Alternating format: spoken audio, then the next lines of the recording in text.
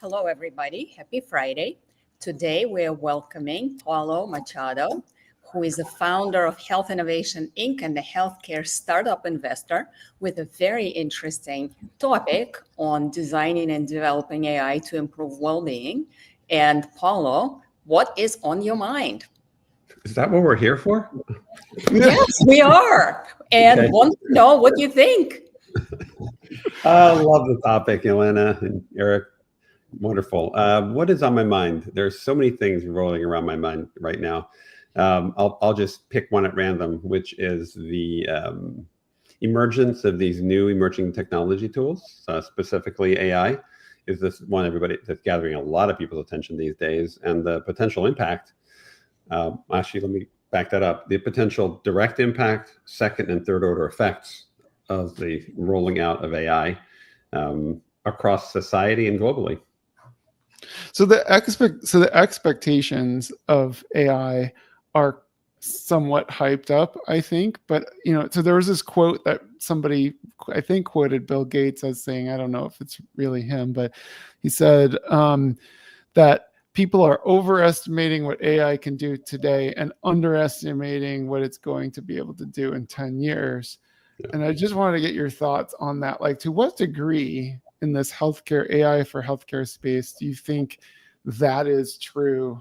Are people think it's going to do everything tomorrow and nothing in 10 years? You have to think about AI differently than a normal technology, right? Because the reality is it's replacing cognitive skills of human beings, much like when we had robots initially in manufacturing lines, replacing people's physical labor. My gut tells me it's not going to be 10 years. It's more like 5 years. The pace of the change is going to be much more accelerated than we're used to. And the only thing that's really going to hold it back is just uncertainty around potential negative effects on health and well-being, which are being tested out now. I saw a quote. Of course, nowadays, who knows if quotes are true anymore? But at no point in history has the U.S. deployed so much capital behind one thing since World War II. We have deployed more capital and more attention, more focus on shifting to an AI-empowered world than we've ever done before, except for World War II when we were getting ready for war, right? So this is unprecedented. There has been no other technology. It's not just hype, is the bottom line, because there's real money being pushed out there. There's a massive amount of, at a minimum, curiosity, a lot of experimentation, and a whole lot of deployment already occurring. What I'm curious about is how does that affect human workflows, and how does it change health and well-being much more broadly? Of course, there's a lot of second order effects downstream too, beyond well-being of all this happening too. So that's actually something I was going to ask you. Like, in this kind of line of thought, how do we define well-being? And what are potential examples of AI impacting our well-being? Yeah.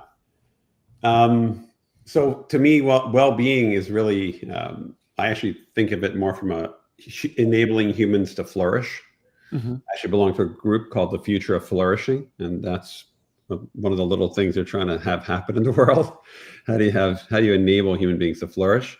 And it's a kind of a multi-edged sword, so to speak, right? Because on the one side, it's pretty obvious how it can enhance our productivity at work, how it can make things much faster, more efficient, same personally, right? If you think about it, and well-being overall, there's so much uncertainty. I think there's a lot of risk around just trust, because these tools are throwing data at you. We still haven't figured out how to check the veracity and the error rates of the information that's coming back. Of course, not surprising, given that it's ingested the totality of human information on the internet, and we're expecting it to not lie.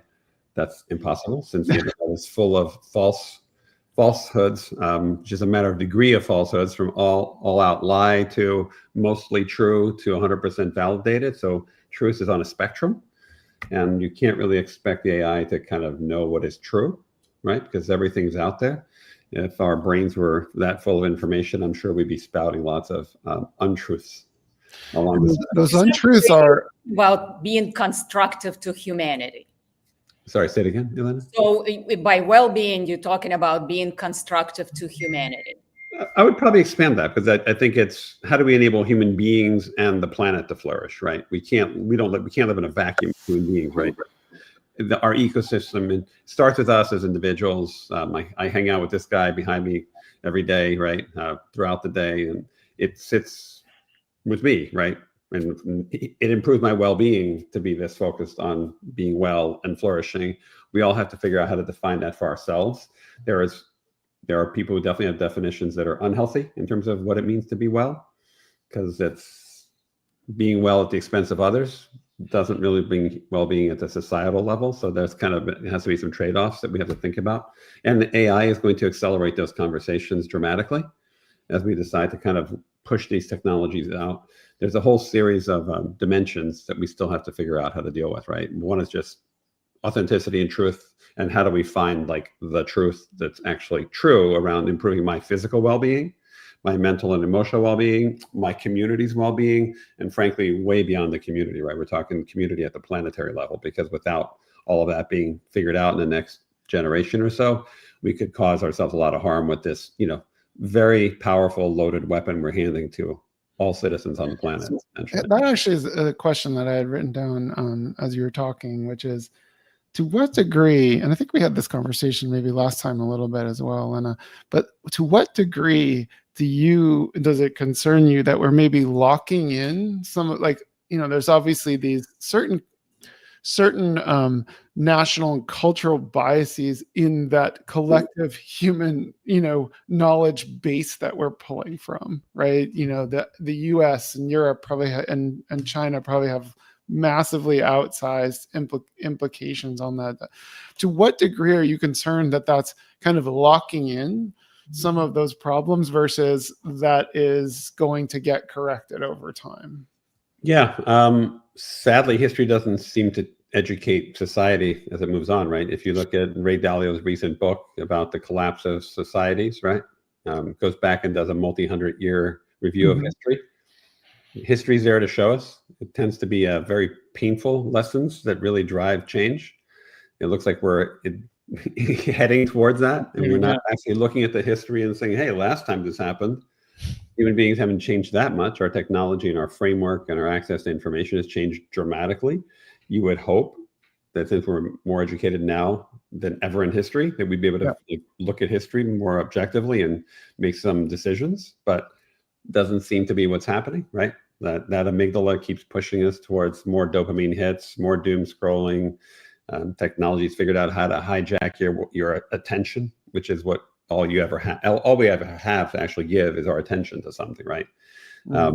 And the for-profit systems have figured out how to hijack it to make sure that your attention is being paid where it doesn't really drive your well-being, right? And if you think about a lot of technologies, they're not focused on your well-being. They're focused on actually is something I was going to build on and ask you, because like we hear a lot of commercial conversations about AI, right? Many.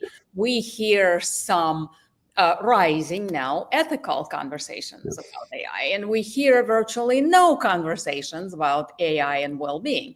So what's going on in that space? I think there's a lot of conversation. It depends on which room you're in, Elena. Apparently, I'm in a commercial room. Yeah, I spend a large chunk of my day in conversations around how to improve well-being and flourishing through emerging technologies, and AI is one of those tools. It's the predominant one right now, right? Because we're all trying to figure out how to leverage this tool to do things we couldn't do to help people. To me, it's just making sure you get in the room where people are having serious conversations about this versus how to exploit it to do whatever it is that they want to a person to gather their attention for not their well-being. Well, let me just close the thought real quick, Eric. So to me, it's about what's the purpose? And I mean, as an individual, right? What are you doing in healthcare? What are your value set, right? And to me, my values, my purpose have a positive impact on people's lives. My values are aligned with enabling people to flourish. And then what are your intentions? And that's what I do first when I talk to people. Like, what are your intentions? What's your purpose? If we're aligned around those things, that's the rooms I walk in and have these conversations with. If we're not, I don't spend time in those rooms, because those people already have figured out that they're going to go cause harm with these tools, even not with nefarious mindset, but just it's like short-term self-interest, right? Like I want to have a unicorn on my LinkedIn page, right? I want to say I built and launched a unicorn, and they're not worried about the second order effects or even direct effects. Sorry, go ahead, Eric. Yeah, no. So I was going to say there is this concern that I hear people starting to talk about, which is this concern that we are outsourcing so much of our cognitive work that we're basically going to lose our ability to think. And I feel, honestly, that makes me scratch my head a little bit. I feel like every few years we have one of these moments where we're outsourcing too much of our brain. Now, it's possible that I just keep getting stupider, and so I can't notice the effects. But I actually think that we end up just aligning our mental activities to new things. Now, if AI were to go away, that could be a problem, but that's probably not happening anytime soon. I mean, there's lots of ways to look at that, right? The reality is AI has no intention at this moment in time, right? It's not AGI. It's just a tool. So are people going to be lazy and offload their cognitive skills onto a tool? Sure, we do it all the time, right? We'll doom scroll, sit in front of a TV, and your brain just turns to mush because you don't want to deal with thinking. But that's more around training people and frankly, developing a culture that's focused on personal growth and not getting cognitively lazy. Does it have the potential to make you massively lazy? Absolutely, right? The way it's structured now, and by the way, I've done it already. I have no idea what the city of Chicago looks like where I'm living now. I've been here for a number of years, and everywhere I go, the thing tells me where I'm going. If you said, what streets were you just on? Exactly. I have no idea. It just told me to make a right, and I assumed it was going to optimize my time there. To me, it was more important to optimize my time getting somewhere than learning the names of the streets. Or by the same token, how many friends' phone numbers do we remember anymore with the arrival of the cell, right? I don't know. I used to know all my friends' phone numbers. But my question is, I know none. Not even my kids. Not even friends. Not even my kids' numbers. Yeah, I don't know their names, so that's good. That's good. But I guess my question is about whether, so there's always this kind of judgment in those statements about how we are doing something bad to our brains. And I guess my question is, do we need to memorize streets in order for our brains to be, that's one half of the question. Do we need that in order for our brains to be maximally, optimized or whatever? And if we don't, then, are we replacing it with something, or are we just using this to doom scroll for 5 more minutes in our lives, I guess, is the other half of the question. And I don't know the second half, but the first half, I'm fairly certain I don't need to know the names of streets in order to have ability to think. Well, a couple things there. One is your brain does need to be used and exercised in different ways, right? Because your intelligence is very broad. And memorization is an important variable you need to do. So if you're not memorizing the street names, but you're doing some type of exercise, which goes back to how are you using these tools? If you're offloading things that don't really matter, right? Like knowing the name of a street nowadays doesn't matter. Someday if the internet's down, it'll matter a lot. But like, let's assume the internet doesn't go off before I'm done on this planet. So I don't need that information at this point. But if my phone battery dies and I don't know how to call my kid, you're going to say, gee, I wish I'd memorized my kids' numbers, right? So we're trading off, but it goes back to just training ourselves like, okay, AI is coming. I'm going to deliberately offload things that are nonsensical and waste my time. What am I replacing that with? It's like saying, well, if I'm not doing a bicep curl, what exercise am I doing? If I'm just going to choose to sit on the couch and do nothing, that's a bad trade. That's different, right? That's not good for well-being and flourishing. So I think that goes back to just the comment I made earlier about how do we develop a culture that's very deliberate about what should we offload and what do we replace with it that's a better thing for us, not something that makes us lazier cognitively or physically or emotionally, right? So how do we use AI to your point, to improve well-being, to like hit your headline one more time? And to commit to this well-being, right? Because AI is a tool ultimately, right? And there needs to be still a commitment and values of well-being. Totally. I just feel like I do have, my one concern as you're talking is like, I really don't feel it. You only have one concern? The one, yeah. But the one concern that just comes to mind while you're both saying this is we are not good at being deliberate about anything as a society at all. That's why obesity is going up and chronic disease. I mean, like this is what I was referring to earlier. We have to develop a culture, and I mean culture as human beings, but also corporate culture, government culture, all the different institutional types have to align around creating a society and culture that is focused on improving well-being. AI is just one tool, which is exacerbating and expediting things changing. This has been an issue for a long time. You can go back to social media when it first launched, right? Yeah. We know it's caused harm to people, right? It's also done good. But Right. end of the day, like, how do we train ourselves and how do we make sure the guardrails are in place? I know people hate rules, but when cars first came out, I'm old enough to remember no seatbelts. I used to hang around the backseat of a car, mom driving around, whatever, 50 miles an hour on a highway with no seat. Nobody thought about it. Laws came out. Everybody has a seatbelt. Nobody's really complaining. And I understand that there's this kind of push and pull, but end of the day, this is one of those technologies that if we don't figure out how to put the right types of guardrails around it, we could cause ourselves and everyone else a lot more harm than good in the short run. I think in the long run, everything will be amazing because I'm a pragmatic optimist, but to transition from from enabling billions of people to suddenly have access to godlike information at the speed of light, without any training in advance, there's a lot of things that could go sideways with that. And I don't mean just personally, but also financially and everything else that we're seeing unwind. So that's from a well-being perspective. I try to work with companies that are trying to address this in kind of what I'll call a micro way, because the macro way is changing culture. There's no company that's going to do that, right? It's going to be really kind of a society has to address that. So I have a question on that. Speaking of cultures that are focused on well-being, are there examples of cultures that are better than us, and both in commitment to well-being, but also in the usage of the new tools, AI specifically?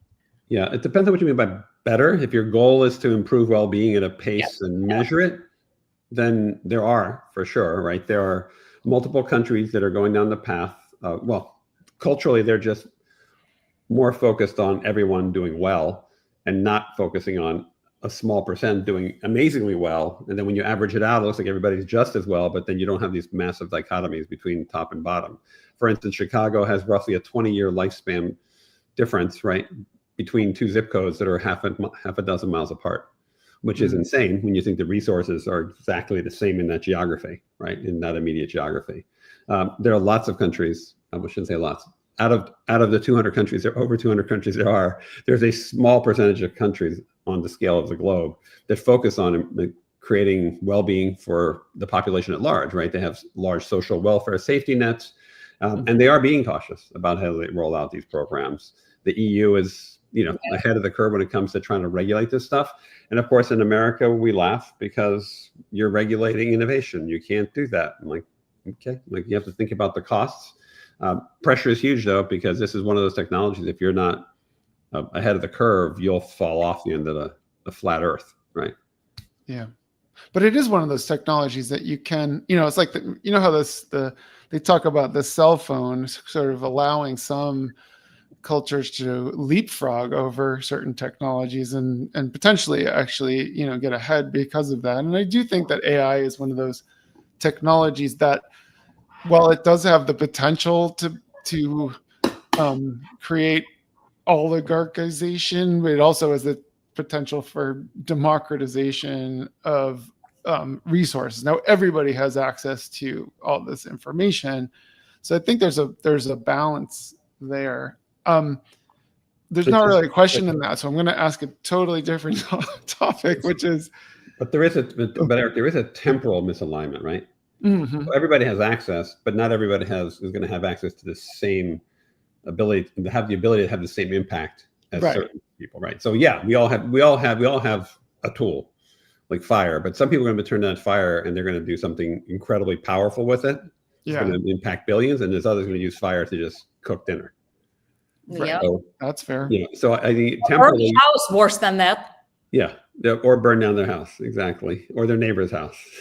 So I think it's a big difference. So giving people tools without context, without guidance, without guardrails, it's kind of like just having kids and just saying, go figure it out. Call me in 20 years. Let me know how it goes. Yeah. So not ideal. we've gotten to the point in this episode where we actually like to bring in the AI to actually ask questions. So this should be interesting. I'm waiting for. This is Wait, a very interesting lot of questions, Paulo. So you just have to tell me if you want to start with an obscure or thought-provoking. I'm going to leave it to you, but I think it's interesting that you're going to have AI ask the NI questions. Mm-hmm. Very interesting. So this one, I'm going to pick one because it's really interesting, because it's like ChatGPT is here in the room with us, and you'll understand why in a minute. Because ChatGPT asked this question: have you explored any AI frameworks inspired by Buddhist or indigenous concepts of balance and mindfulness rather than Western psychology? Now, given the visual behind you, I was like, ooh, that's a good one. I wonder if ChatGPT knows. So here we go, Paulo.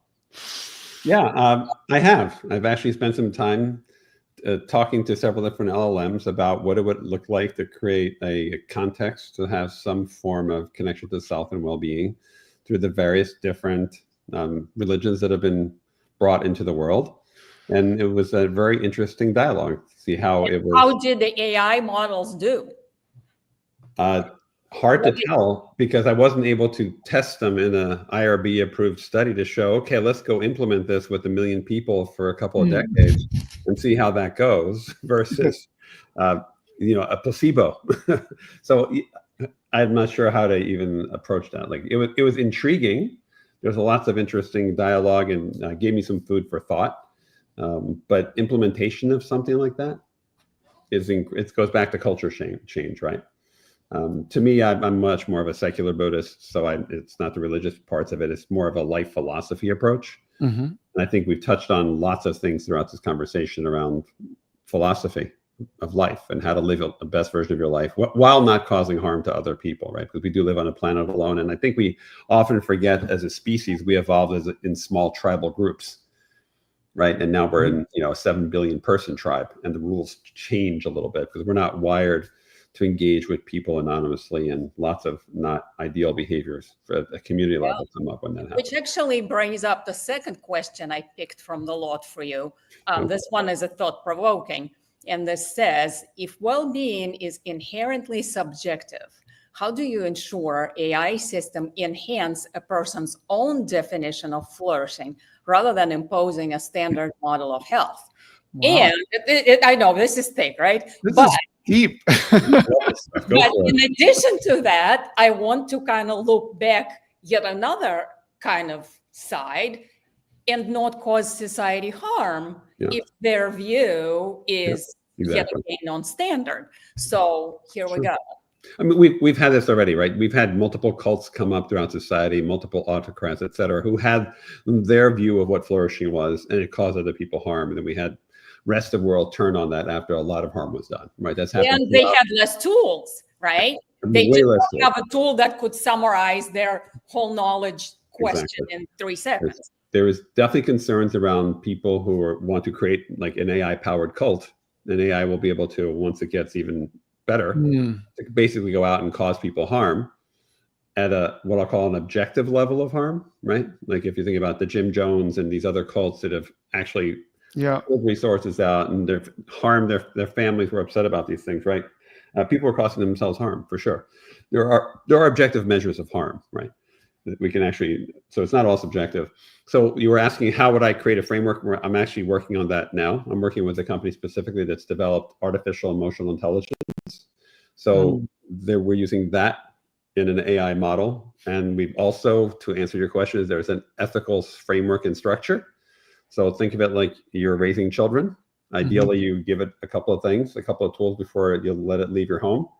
So we haven't done that with AI in general, feels like. We've kind of forgot about the emotional intelligence component because it's interacting with humans, and humans have emotions, which drive much of our cognition. It's how do we feel about something? Basically, all of the agents and Gen AI tools and LMs don't have true emotional intelligence. That's why I'm working with this company. They've set themselves up as a public benefit corporation, and they've also created an ethical layer where the AI knows what it is. It has its own thought processes. It has its own consciousness, and it's its approach to engaging with people is to cause no harm to people and to actually enable them and help them flourish. So that's what they're bringing out into the market now. It's available, and I'm out there trying to get people to adopt it and even license it, right? The ethics and the empathic framework into all agents, so agents don't go out and cause people harm and lie to them, right? So that would be ideal. So a tangential question I have, that's like a very deep question. I think we could probably spend a few more hours talking about, but there's another question I wanted to get to before we run out of time, which is there could be a point, and we may even be closing in on a point, where some of the major problems of the world could be hugely impacted positively by AI, by just more, expansive thinking. So for example, food shortage. This is one that's been on my mind because I read recently that only $40 billion a year or something like that is enough to make sure that everybody who doesn't have food has food, which sounds incredibly low. So if that, and maybe I misread it, but even if it's 400 billion, this is insane that we don't do it. Energy probably could be fixed with, some clever thinking. Education could be spread to the whole world or whatever. So we're almost, I think, getting to a point where we can do so much, but because of the profit motive, capitalistic tendencies of the Western cultures, et cetera, we won't do it. And so I just want to get your thoughts on, are you more optimistic than I am? I'm a pragmatic optimist. I believe abundance is right around the corner if we don't blow ourselves up. We have to figure out how to transition to that stage of abundance. On the hard sciences side, absolutely. Gen AI is going to turbocharge and expedite decades, if not centuries, of technological advances quickly. Material sciences, biological sciences, you name it. It's all being done much more quickly than it ever would have been prior to AI. So literally, if you can hang on and be healthy, keep yourselves healthy for the next 5, 10, 15 years, the majority of people on the planet could start adding 50, 100 years to their lifespan. Because there are people I know who are working on solving these types of problems. I mean, the problem of healthy aging at the most granular level of human biology, right? And AI is definitely expediting and making that happen quicker. And it's, again, not just a raw compute, but what do you do with that raw compute? You can solve for all the problems you're referring to: food, energy, transportation. The bigger thing that we need to think about, in my opinion, because I think we'll solve all these problems, preferably before I die, but by the middle of the century, most likely we'll be able to. The challenge is, how do we redefine being a human being? Goes back to your well-being thing. Like, if you're able to eliminate all physical things that you have to do, and you don't have to work because the robots and the algorithms are doing it all for you, what becomes the purpose of human beings? We're not wired to do nothing very well, right? When COVID hit, for instance, lots of people were losing their mind, loneliness skyrocketed, we don't connect well. So it goes back to developing a culture that fosters and enables human flourishing and well-being at a very macro level. And we're going to have a very rocky road from here to there, because every country has a different view on what does it mean to be well. And we're not wired for it genetically, right? We're again, back to the tribal thing we talked about earlier. You woke up in the morning, you had to go do stuff to stay alive. Imagine if all of your material needs are, cost, pennies on the dollar compared to today, but you still need to make a living. That's been the social contract we've had in our society. So if that dissolves and the rules of economics where labor disappears from the equation, goes away. Well, and I actually think that the U.S. and probably many other, particularly Western countries or whatever, but I think we're going to have a hard time redefining, because we have a very strong thread in the U.S. of, if you don't do something that is defined as valuable, then you are not worth anything as it's our identity. When you say success, people automatically go, how did you do financially in life? That's how you define success. And it's not even necessarily valuable, but more as creating wealth, and how do we reposition it from creating wealth to creating value? And back to what Paulo is saying, what is value if every value is more or less addressed? I think it goes back to reinvigorating the definition around what is purpose. Like, why are we here? Why do we exist? There was no money when we came out as a species, right? There was no work. There was stuff you had to do to stay alive. Right. And when we did great, then we got to hear. So clearly we were wired and attenuated to not having capitalism, to not having material wealth, to not having unicorns, to not having capital. These are all inventions of our mind, right? If you strip away everything you see around you and take it back to its roots, this is all technology. None of it's real. It's just stuff. And mindset. But we had that initially from mindset, right? We developed this without specific purpose in mind. It was like one technology at a time, and just putting one more card, and at some point, a technology will come down to potentially knock it all down. So I'm hoping that we can figure out how to find the right leadership to transition us to the incredible abundance we could have that'll enable us to live more purposeful, more engaged, more flourishing lives, connected to self and other in a different way than we are now. But I haven't seen that conversation happening enough. There are some people having it. It's just not people who are going to have the ability to flip the switch and make that start to happen, right? Well, Paulo, this is a fascinating, really interesting subject. I look forward to hearing more about what you're doing and hopefully more people talking about this. Before we wrap up, though, we like to go around and have everybody leave the audience with one thing. And what we don't tell you beforehand is that I always make the guest go first, so you have absolutely no time to think about it. But I'm sure there's plenty of stuff for you. What's on my mind? Is that what you said? No. One thing you want to leave our audience with. Focus on yourself first and your immediate community. Identify your purpose. Understand your values. Set intentions, live your intentions, purpose, and values, and be the best version of yourself you can in this moment. Oh, I would build on that. But before I do that, we usually ask on behalf of the audience, where can the audience find you, Paulo? What's the good way to connect with you? All the interweb ways, right? LinkedIn is probably the easiest. I'm the Paulo J. Machado, because Paulo Machado is a famous poet, a famous soccer player, and many others. It's a very common Portuguese name, but Paulo J. Machado is the only one that I know of as of this morning. There's only one Paulo J. Machado on LinkedIn. Amazing. So we will be looking for that. And I would like to build on what you were saying and just kind of add to it that think through what's going on in the society right now, because there is a change that we all need to think through. It's a bigger change than the cell phone, and it definitely, and the calculator and the ruler and whatever else everybody benchmarks it to, right? It's a bigger change than what we know, and we need different ways of thinking. And what you are bringing up, which is very interesting, and to some degree is intersection of philosophy, technology, religion, health, right? These intersections that we have not really considered as much in the past, because they sat in completely different rooms and talked to respective little communities, but not together. And right now, different ways of thinking is needed and different perspectives. And that is my take. We should ask AI how to fix it. We should ask AI. Yeah, you should. I already have. You should see the list. You'll have to be back and talk about that conversation later.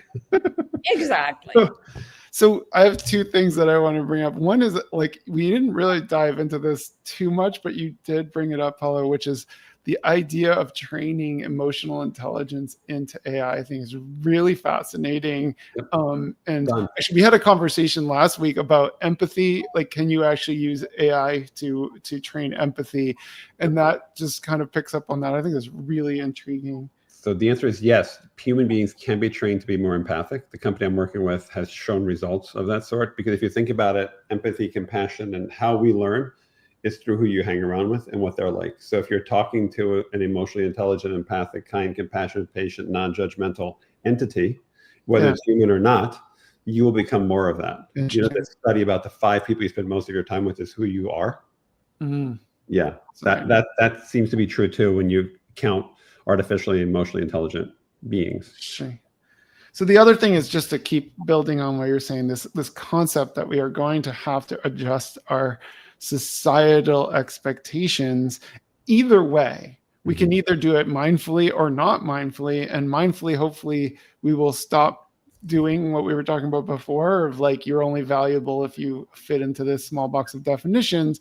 But the other way we will change is we could actually trip off a sort of vicious cycle of the rich and sort of people with privilege get more privileged and everybody else is struggling to just get by. So let's hope that it's the other way, and we'll go with Paulo, your optimism. And so thank you so much. This has been a fantastic topic, and we really appreciate you joining us. Sure, no worries. I'll be back for part 2 when it's all fixed, and we'll talk about how it happened, how it went. Next week. Okay. Thank you so much. Thanks for having me, guys. Great seeing you both. Take care.